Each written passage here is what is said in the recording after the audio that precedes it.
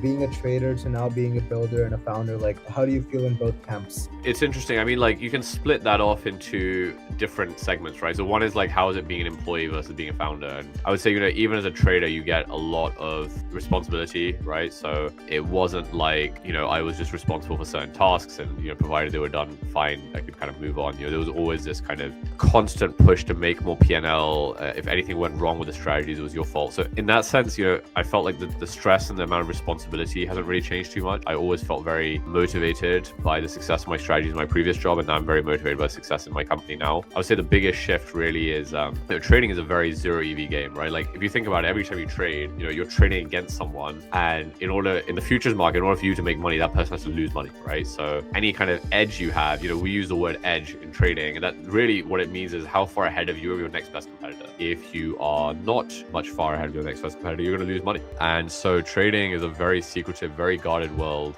People don't share information, people don't talk about work outside of work. The idea is, if you share an idea that you had with someone else, they will run it themselves and make money, and that money will be at the expense of you. Now compare that to, building basically a product-based company. Most product-based companies succeed. Well, I mean, most new startups, which are wildly successful versus ones that aren't, typically do have competitors, and their competitors typically are wildly successful, and that leads to a much more grow the pie kind of mentality. So, in the software world, you have things like open source. Like, open source could not be a thing in the trading world, because like, if you open source something, you just cost yourself some money.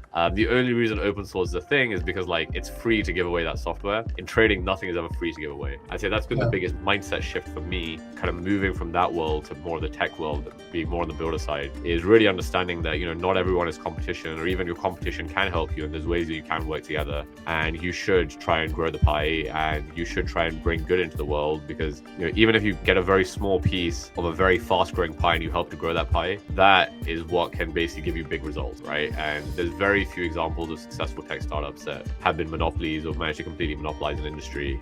Everywhere you look, there's multiple big winners, and the important thing is the winners there worked, even if not directly together, but at least not against each other, to grow an industry, which is the powerful part. That's like something that I learned in the last year.